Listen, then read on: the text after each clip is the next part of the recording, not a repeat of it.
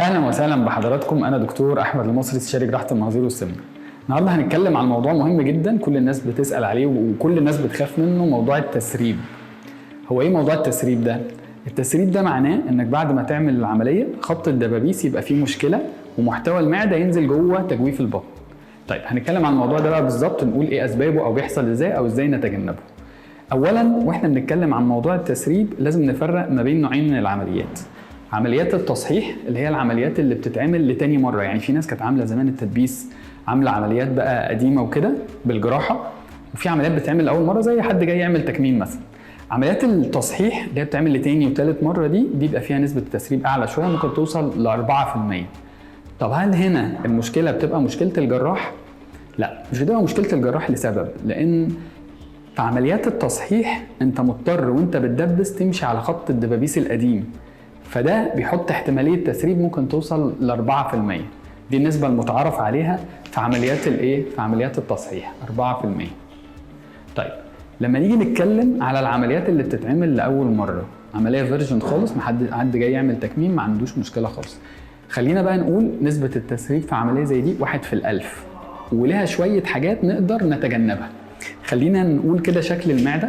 لو دي مثلا دي المعده بتاعتنا، ده شكل المعده كويس. طيب انت دلوقتي عملت العمليه، هتقص المعده من الجزء ده خالص، ده التكميم بيتعمل، هي دي عند الجزء ده كده، بقى ده شكل المعده بعد ما اتقصت كده، ده شكل المعده تقريبا. طيب التسريب بيحصل فين؟ التسريب دايما لما بيحصل عند اضعف حته في المعده، اللي هي الحته دي، الوصله اللي ما بين المريء والمعده. ليه بيحصل عند النقطه دي؟ خلينا نقول كده بالراحه. انت عشان تعمل موضوع التكميم ده كان في تغذيه دمويه جايه على المعده من هنا، وتغذيه دمويه جايه من هنا. التغذيه الدمويه دي اللي بتمنع التسريب. انت عشان تعمل العمليه طبعا قصيت الجزء ده خالص، فبقى التغذيه الدمويه اللي رايحه للجزء ده قليله، زائد ان عضله المريء نفسها عضله ضعيفه والتغذيه الدمويه اللي جايه منها قليله. طيب عشان تتجنب الموضوع ده تعمل ايه؟ عشان ما يحصلش، ما هي حته ضعيفه اهيت، انت كده قلقتني. لا ما تقلقش، هي هنقدر نتجنب الموضوع ده بشويه خطوات بسيطه. اولا نوع الدباسات يبقى كويس. يعني ايه نوع الدباسات كويس؟ هو في دباسات مش كويسه. بصوا للاسف يا جماعه ريسنتلي بدا يظهر كوبي من الكوبي، يعني دباسات مش اصليه ويظهر منها نسخه مش اصليه. فده طبعا عشان بعض الناس بتحاول تقلل قوي في الاسعار، فيستخدم حاجات الكواليتي بتاعتها قليله، اب تو انها ما فيهاش ماده تيتانيوم اصلا. فلازم اولا نوع الدباسات يبقى كويس، دي اول نقطه.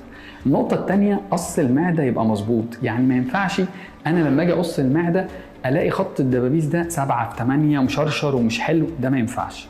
نقطه كمان مهمه، الحته دي حته مهمه قوي، منتصف المعده. هيحصل ايه لو انا كجراح ضيقت منتصف المعده؟ هيحصل ضغط عكسي يزود البريشر على الحته الضعيفه تقوم تفتح، فلازم الحته دي تبقى مظبوطه. حاجه كمان مهمه، بعض الناس وهي بتقص بيجي عند ده اسمه ميد بودي، الحته دي اسمها ميد بودي او منتصف المعده بالظبط. الحته دي لو انت ضيقت فيها للاسف بيحصل التواء في المعده، ودي حاجه بتخوف ناس كتير قوي. انما لو انت خدت بالك من الحته دي وما بقتش ضيقه بتطلع المعده مظبوطه.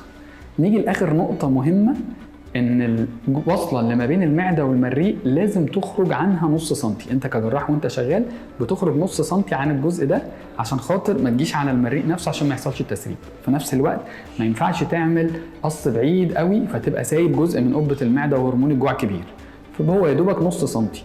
خطوه كمان مهمه، بعد ما تخلص ده بتعمل غرز على المعده تقلبها جوه بعضها، يبقى انت حميت الجزء الضعيف ده تماما. لما بتعمل كده نسبة التسريب بتبقى تكاد تكون معدومة، والعملية بتمشي كويس والمريض بيمشي كويس. يا رب كلكم بخير ومحدش يحصل له أي حاجة وحشة أبدا.